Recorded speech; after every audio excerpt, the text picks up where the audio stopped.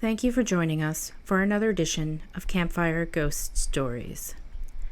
February is a short month, with a lot happening. So far, we've had Valentine's Day, the start of the Lunar New Year, President's Day, Mardi Gras, a bunch of other start of spring festivals, and probably holidays that I either don't know about or can't remember. It's been a bit of a blur. February is also host to Black History Month, a time when we reflect and celebrate the contributions of Black people to our culture, history, and continued progress as a nation. Tonight's horror story is The Lake by Tananarive Due, and if you're unfamiliar with this author, you should know that in addition to writing books and stories, she has contributed much in the way of scholarship about Black people's contributions to the genres of horror and sci-fi, as well as work specifically on Afrofuturism. She is also the executive producer of Horror Noire, a history of Black horror, which, if you haven't had the opportunity to watch, I highly recommend.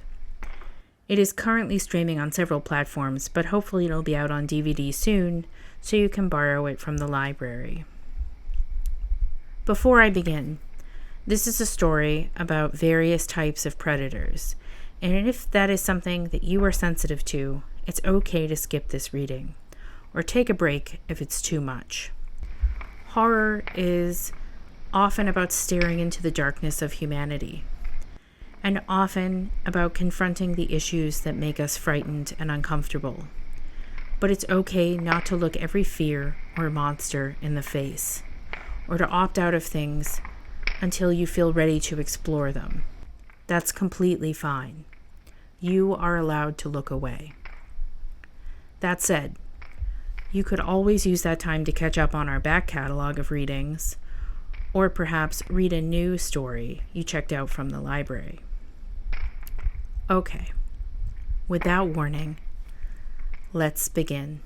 The Lake by Tananarive Due. The new English instructor at Graceville Prep was chosen with the greatest care. Highly recommended by the board of directors at Blake Academy in Boston, where she had an exemplary career for 12 years. There was no history of irregular behavior to presage the summer's unthinkable events. Excerpt from an internal memo, Graceville Preparatory School, Graceville, Florida. Abby LaFleur was an outsider, a third-generation Bostonian, so no one warned her about summers in Graceville.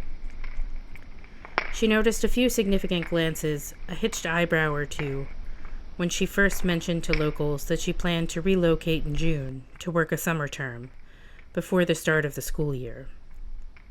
But she'd assumed it was because they thought no one in their right mind would move to Florida, even northern Florida, in the wet heat of summer. In fairness, Abby LaFleur would have scoffed at their stories as hysteria, delusion. This was Graceville's typical experience with newcomers and outsiders, so Graceville had learned to keep its stories to itself. Abby thought she had found her dream job in Graceville, a fresh start. Her glasses had fogged up with steam from the rain-drenched tarmac as soon as she stepped off the plane at Tallahassee Airport.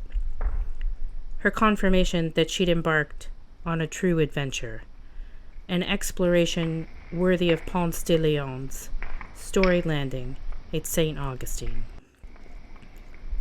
Her parents, and her best friend Mary Kay, had warned her not to jump into the real estate purchase until she worked in Graceville for at least a year. The whole thing's so hasty. What if the school's not a good fit? Who wants to be stuck with a house in the sticks in a depressed market?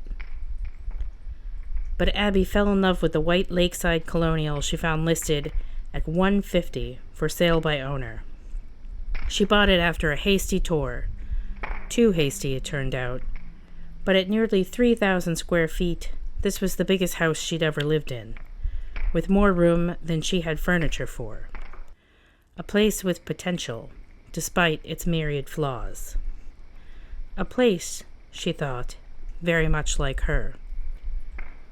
The built-in bookshelves in the Florida room sagged. She'd never known that a den could be called a Florida room, but so it was, and so she did. The floorboards creaked and trembled on the back porch, sodden from summer rainfall, and she would need to lay down new tiles in the kitchen right away, because the brooding mud-brown flooring put her in a bad mood from the time she first fixed her morning coffee. But there would be boys at the school, strong, tireless boys, who could help her mend whatever needed fixing. In her experience, there was always willing boys. And then there was the lake. The house was her excuse to buy her piece of the lake, and the thin strip of red-brown sand that was a beach in her mind, although it was nearly too narrow for the beach lounger she planted like a flag. The water looked murky where it met her little beach, the color of the soil, but in the distance she could see its heart of rich green blue, like the ocean. The surface bobbed with rings and bubbles from the hidden catfish and brim that occasionally leapt above the surface, damn near daring her to cast a line. If not for the hordes of mosquitoes that feasted on her legs and whined with urgent grievances, Abby could have stood there with her bare feet in the warm lake water for hours, the house forgotten behind her.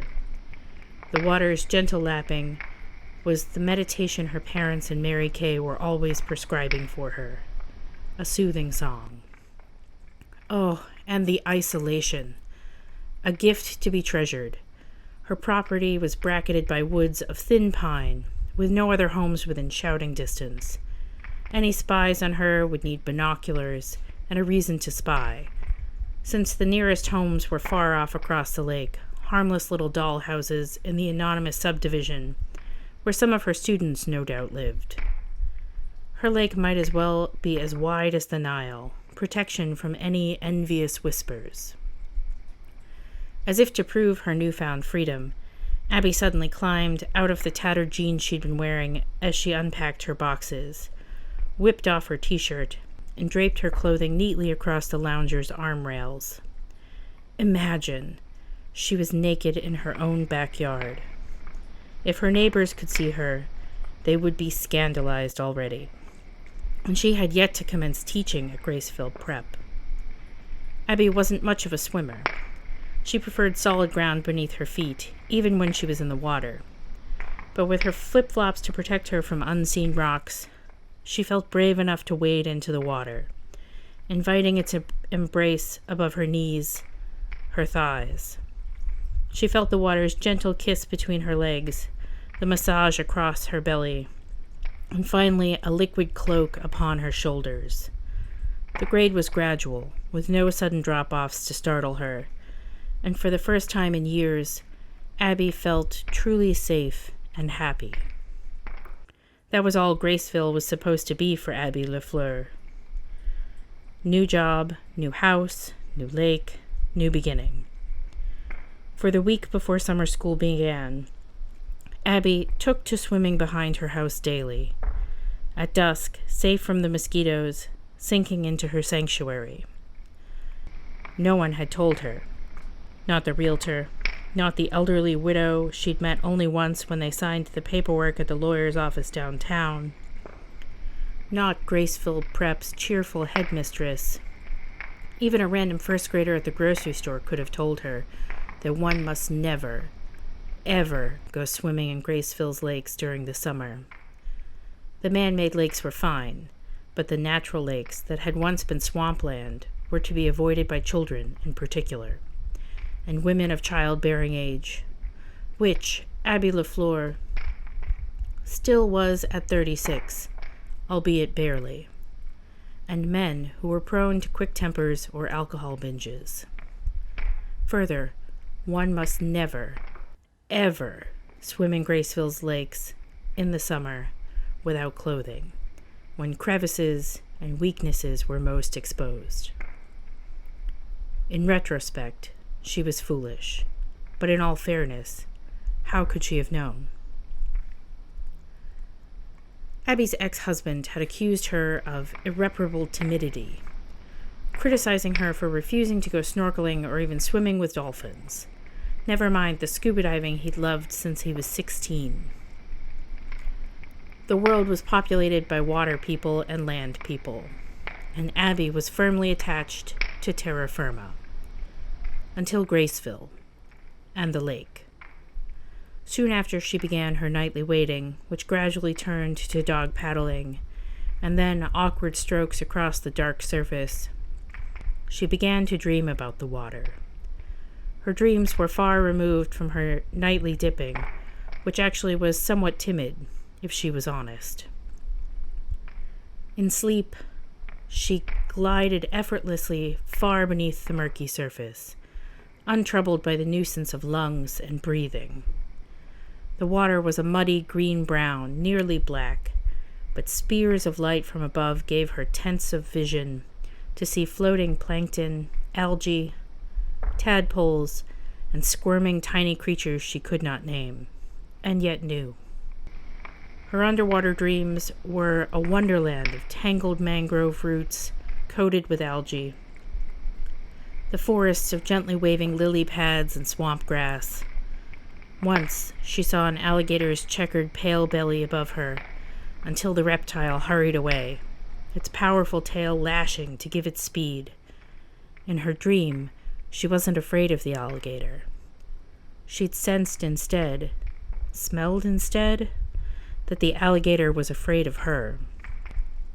Abby's dreams had never been so vivid. She woke one morning drenched from head to toe, and her heart hammered her breathless, until she realized that her mattress was damp with perspiration, not swamp water. At least, she thought. It must be perspiration. Her fear felt silly, and she was blanketed by sadness as deep as she had felt the first months after her divorce. Abby was so struck by her dreams that she called Mary Kay, who kept dream diaries and took such matters far too seriously. "You're sure that water's safe?" Mary Kay said. "No chemicals being dumped out there."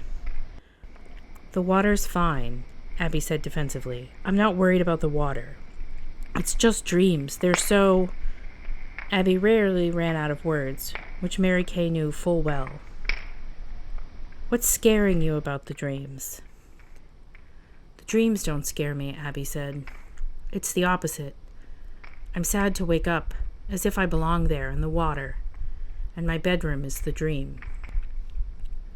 Mary Kay had nothing to offer except a warning to have the local health department come out and check for chemicals in any water she was swimming in, and Abby felt the weight of her distance from her friend.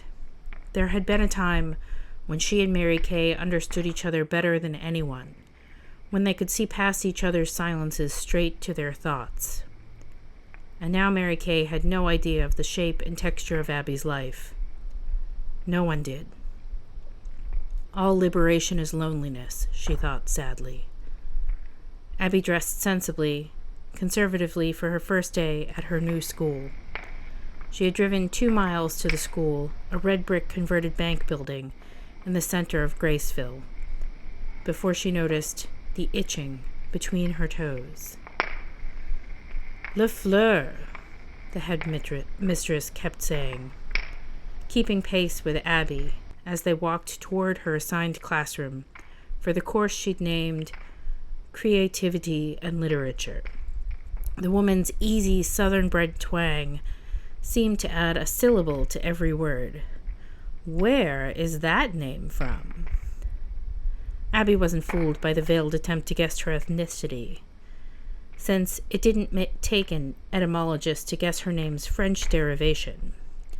What Loretta Milhouse really wanted to know was whether Abby had ancestry in Haiti or Martinique.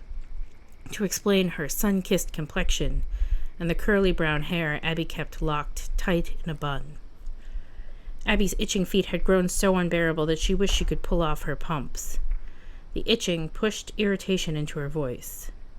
My grandmother married a Frenchman in Paris after World War II, she explained. Le Fleur was a family name. The rest was none of her business. Most of her life was none of anyone's business. "Oh, I see," Milhouse said, voice filled with delight. But Abby saw her disappointment that her prying had yielded nothing.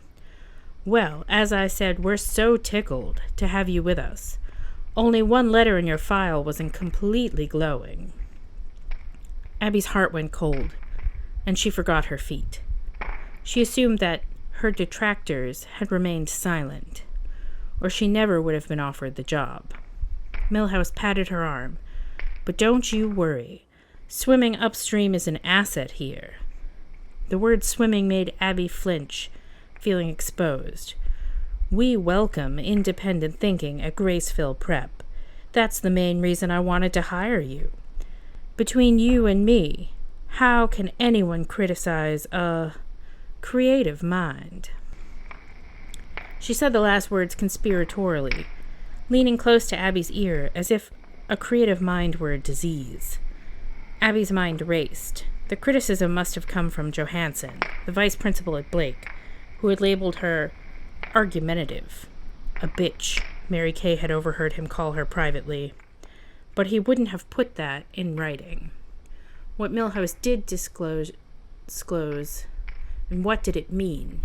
Was Milhouse someone who pretended to compliment you while subtly putting you down? Or was a shared secret hidden beneath the twinkle in her aqua green eyes? "Don't go easy on this group," Milhouse said when they reached room 113. "Every jock is trying to make up a credit to stay on the roster, and they're in your class. Let them work for it." Sure enough, when Abby walked into the room, she faced desks filled with athletic young men. Graceville was a co-ed school, but only 5 of her 20 students were female. Abby smiled. Her house would be fixed up sooner than she expected. Abby liked to begin with Thomas Hardy, Jude the Obscure. That one always blew their young minds, with its frankness and unconventionality. Their other instructors would cram conformity down their throats, and she would teach rebellion. No rows of desks would mar her classroom, she informed them. They would sit in a circle. She would not lecture. They would have conversations. They would discuss the readings, read pages from their journals, and share poems. Some days, she told them, she would surprise them by playing music, and they would write whatever came to mind. Half the class looked relieved, the other half petrified. During her orientation, Abby studied her students' faces and tried to guess which ones would be most useful over the summer. She dismissed the girls, as she usually did. Most were too wispy and pampered, or far too large to be accustomed to physical labor. But the boys were a different matter. Of the 15 boys, only 3 were unsuitable at a glance, bird-chested and reedy, or faces riddled with acne. She could barely stand to look at them. That left 12 to ponder. She listened carefully as they raised their hands and described their hopes and dreams, watching their eyes for the spark of maturity she needed. 5 or 6 couldn't hold her gaze, casting their eyes shyly at their desks. No good at all. Down to 6 then. Several were basketball players, one a quarterback. Milhouse hadn't been kidding when she'd said that her class had been a haven for desperate athletes.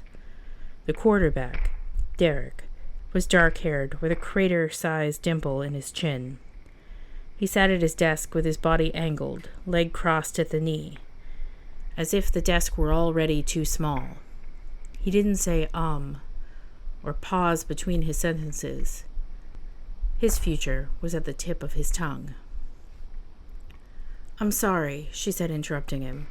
"How old did you say you are, Derek?" He didn't blink. His dark eyes were at home on hers. 16, ma'am." 16 was a good age. A mature age. A female teacher could not be too careful about which student she invited to her home. Locker room exaggerations held grave consequences that could literally steal years from a young woman's life. Abby had seen it before, entire careers up in flames.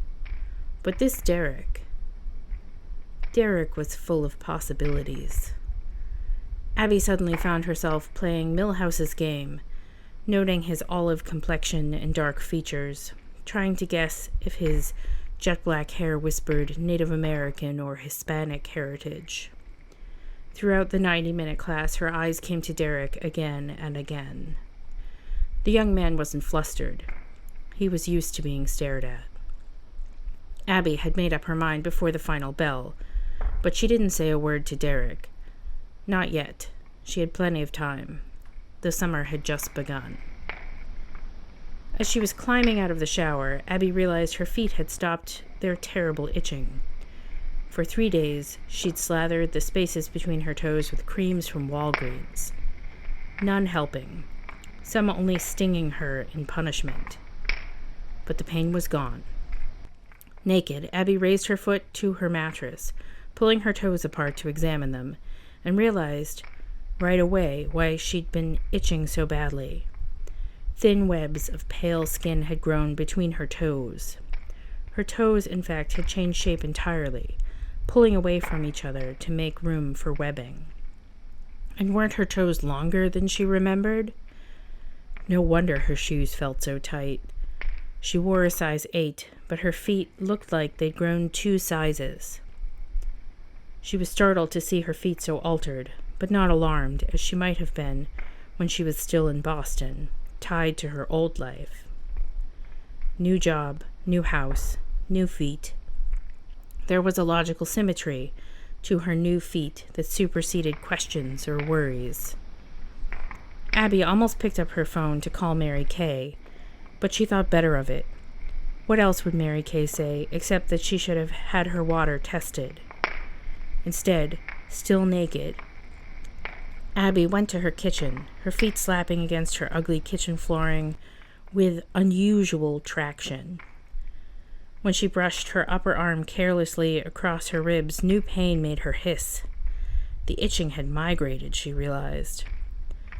She paused in the bright fluorescent lighting to peer down at her rib cage and found her skin bright red, besieged by some kind of rash. Great, she thought. Life is a series of endless challenges. She inhaled a deep breath, and the air felt hot and thin. The skin across her ribs pulled more tautly, constricting. She longed for the lake. Abby slipped out of her rear kitchen door and scurried across her backyard toward the black shimmer of the water. She'd forgotten her flip-flops, but the soles of her feet were less tender, like leather slippers. She did not hesitate. She did not wade. She dove like an eel, swimming with an eel's ease. Am I truly awake, or is this a dream? Her eyes adjusted to the light, or lack of light, bringing instant focus. She had never seen the true murky depths of her lake, so much like the swamp of her dreams. Were they one and the same? Her ribs itching turned to a welcome massage, and she felt long slits yawn open across her skin beneath her each rib. Warm water flooded her, nursing her. Her nose, throat, and mouth were a useless distant memory. Why hadn't it ever occurred to her to breathe the water before? An alligator's curiosity brought the beast close enough to study her, but it recognized its mistake and tried to thrash away. But too late. Too late. Nourished by the water, Abby's instincts gave her enough speed and strength to glide behind the beast, its shadow. One hand grasped the slick ridges of its tail, and the other hugged its wriggling girth the way she might a lover. She didn't remember biting or clawing the alligator, but she must have done one or the other because the water flowed red with blood. The blood startled Abby awake in her bed, her sheets heavy with dampness. Her lungs heaved and gasped, shocked by the reality of breathing, and at first she seemed to take in no air. She examined her fingers, nails, and naked skin for blood, but found none. The absence of blood helped her breathe more easily, her lungs freed from their confusion. Another dream, of course. How could she mistake it for anything else? She was annoyed to realize that her ribs still bore their painful rash and long lines like raw, infected incisions. Her feet, thank goodness, were unchanged. She still had the delightful webbing and impressive new size, longer than in her dream. Abby knew she would have to dress in a hurry. Before school, she would swing by Payless and pick up a few new pairs of shoes. Derek lingered after class. He'd written a poem based on a news story that had made a deep impression on him. A boy in Naples had died on the football practice field. Before he could be tested by life, Derek had written in his eloquent final line. One of the girls, Riley Bowen, had wiped a tear from her eye. Riley always gazed at Derek, as if he were the answer to her life's prayers, but he never looked at her. Now, here was Derek standing over Abby's desk, on his way to 6 feet tall, his face bowed with shyness for the first time all week. I lied before, he said, when she waited for him to speak. About my age. Abby already knew. She checked his records and found out herself, but she decided to torture him. Then how old are you? 15. His face soured. Till March. Why would you lie about that? He shrugged an adolescent gesture that annoyed Abby to no end. Of course you know, she said. I heard your poem. I've seen your thoughtfulness. You wouldn't lie on the first day of school without a reason. He found his confidence again, raising his eyes. Fine. I skipped 2nd grade, so I'm a year younger than everyone in my class. I always say I'm 16. It wasn't special for you. The fight in Derek intrigued her. He wouldn't be the type of man who would be pushed around. But you're here now, bearing your soul. Who's that for? His face softened to a half grin. Like you said, when we're in this room, we tell the truth. So here I am, telling the truth. There he was. She decided to tell him the truth, too. I bought a big house out by the lake, against my better judgment, maybe. That old one on McCormick Road? You know it? He shrugged, that loathsome gesture again. Everybody knows the McCormicks. She taught Sunday school at Christ the Redeemer. Guess she moved out, huh? To her sisters in Quincy? The town shared a name with a city south of Boston, the only reason she remembered it. Her mind was filled with distraction to mask strange flurries of her heart. Was she so cowed by authority that she would leave her house in a mess? Yeah, Quincy's about an hour and a half down the 10, Derek was saying in a flat voice that bored even him. They were talking about nothing. Waiting. They both knew it. Abby clapped her hands once, snapping their conversation from its trance. Well, an old house brings lots of problems. The porch needs fixing, new kitchen tiles. I don't have the budget to hire a real handyman, so I'm looking for people with skills.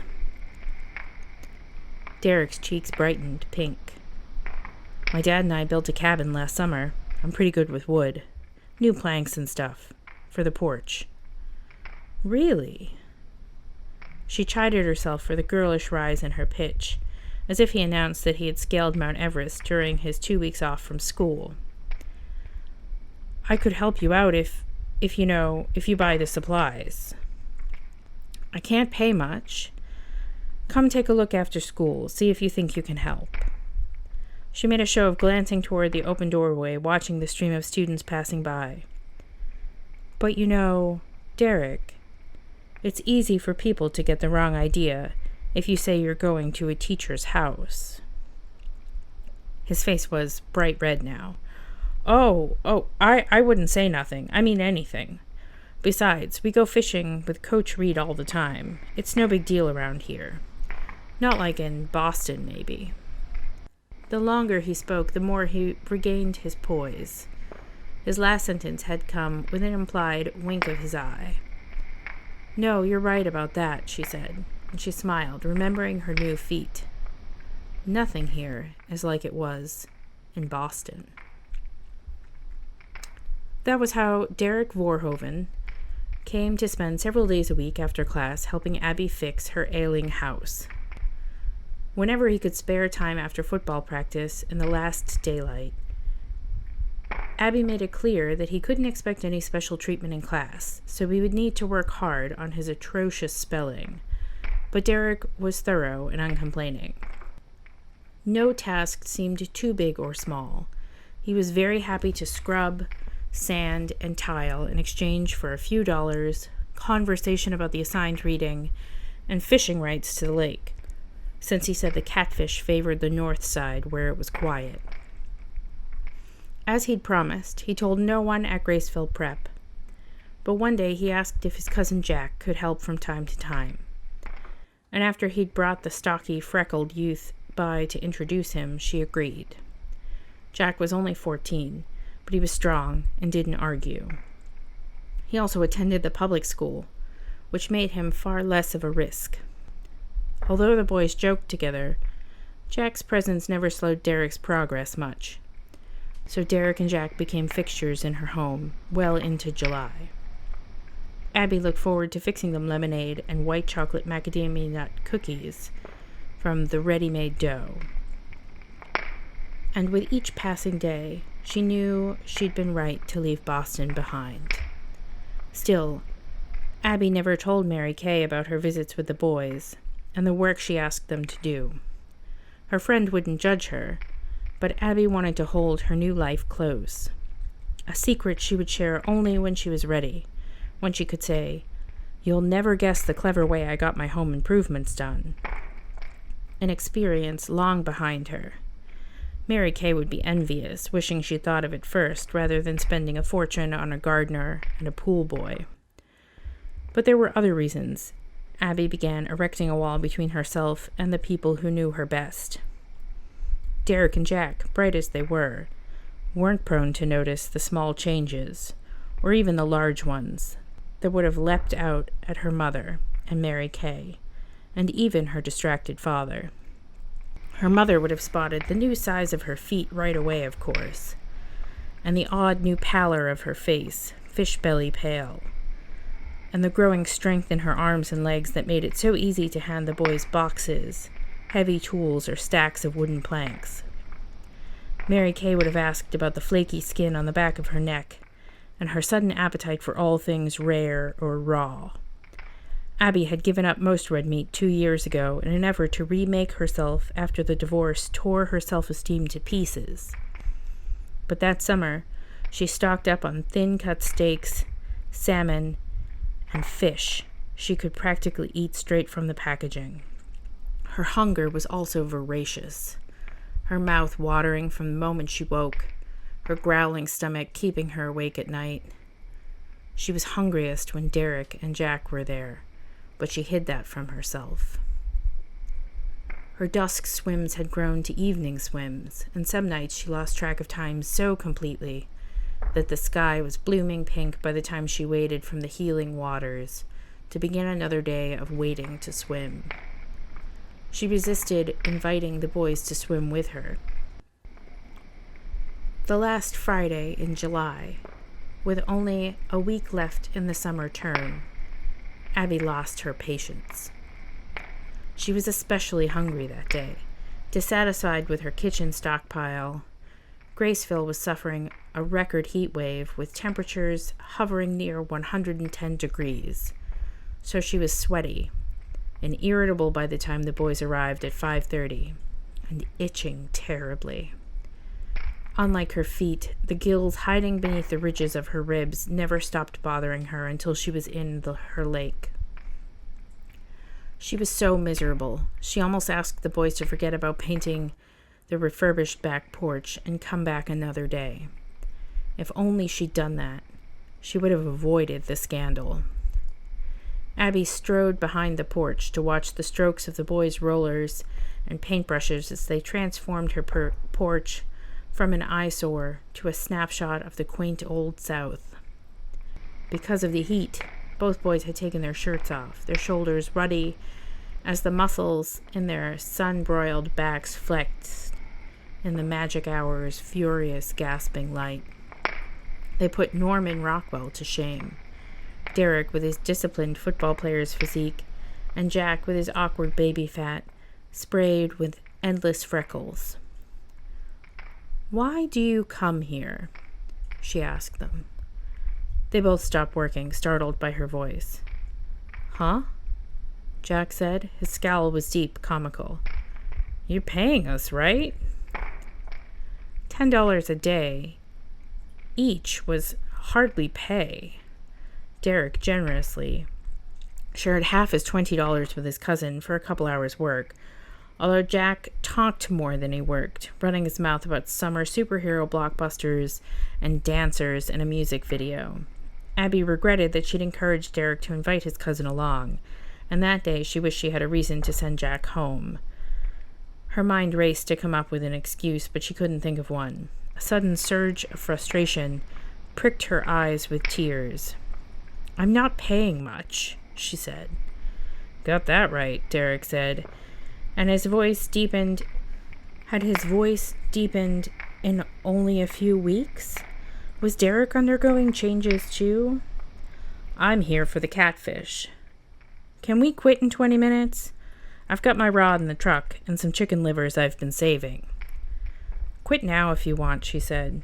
She pretended to study their work, but she couldn't focus her eyes on the whirls of painted wood. "Go and fish, but I'm going swimming. Good way to wash off a hot day." She turned and walked away, following the familiar trail her feet had beaten across her backyard's scraggly patch of grass to the strip of sand. She planned to lay sod with the boys closer to fall, but that might not happen now. Abby pulled off her t-shirt, draping it nonchalantly across her beach lounger, taking her time. She didn't turn, but she could feel the boy's eyes on her bare back. She didn't wear a bra most days. Her breasts were modest. So what was the point? One more thing Johansson had tried to hold against her. Her feet curled into the sand, stretching for dampness. "It's all right if you don't have trunks," she said. "My backyard is private, and there's no harm in friends taking a swim." She thought she heard them breathing, or maybe the harsh breaths were hers as her lungs prepared to give up their reign. The sun was unbearable on Abby's bare skin. Her sides burned like fire as the flaps beneath her ribs opened, swollen rose petals. The boys didn't answer, probably hadn't moved. She hadn't expected them to, at first. One after the other, she pulled her long legs out of her jeans, standing at a discreet angle to hide most of her nakedness, like the Venus de Medici. She didn't want them to see her gills or the rough patches on her scaly skin. She didn't want to answer questions. She and the boys had spent too much time talking all summer. She wondered why she'd never invited them swimming before.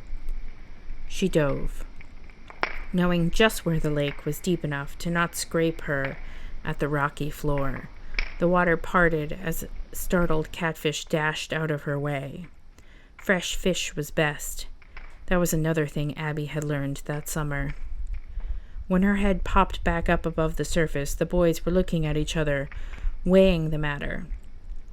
Derek left the porch first, tugging on his tattered denim shorts, hopping on one leg in his hurry. Jack followed, but left his clothes on, arms folded across his chest. Derek splashed into the water, one polite hand concealing his privates until he was submerged. He did not swim near her, leaving a good 10 yards between them. After a tentative silence, he whooped so loudly that his voice might have carried across the lake. "Woo-hoo!" Derek's face and eyes were bright.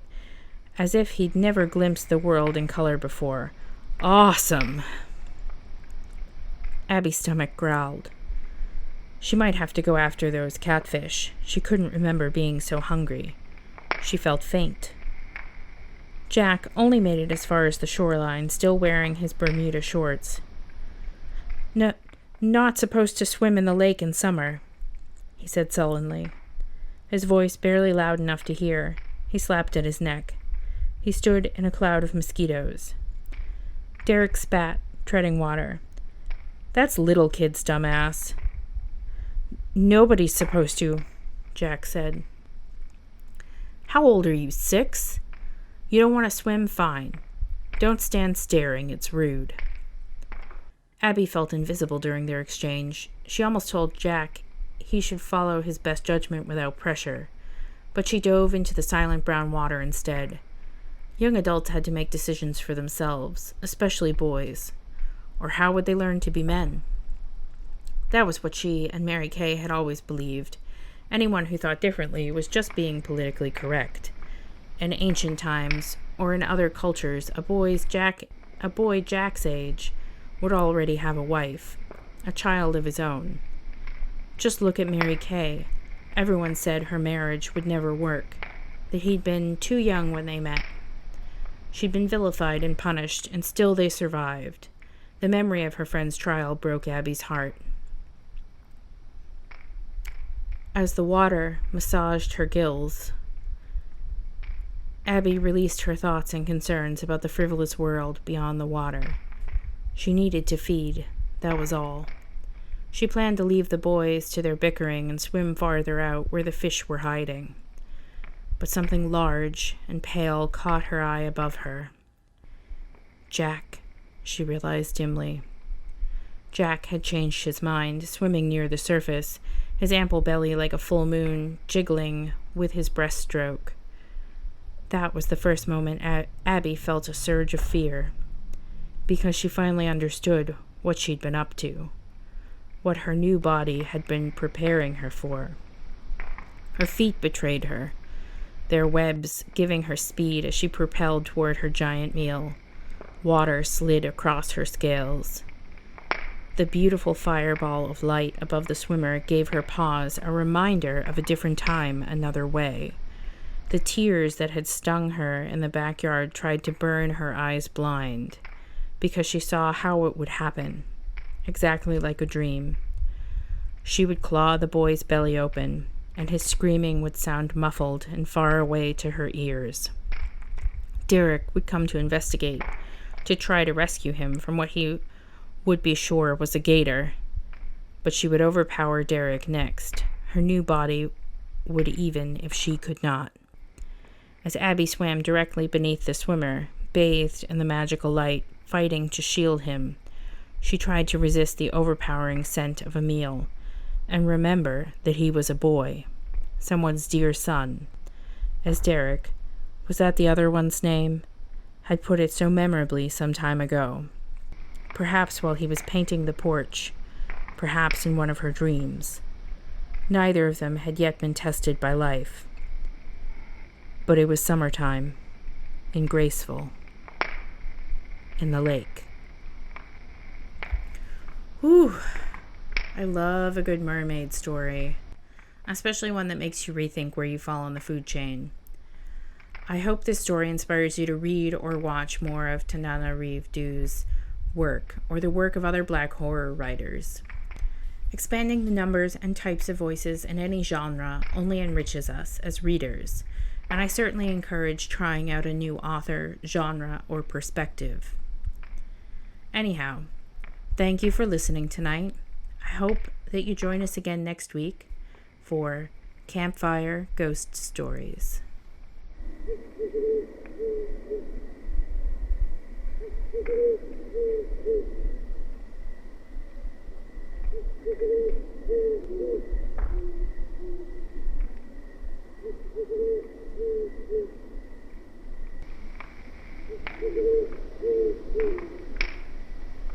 Thank you.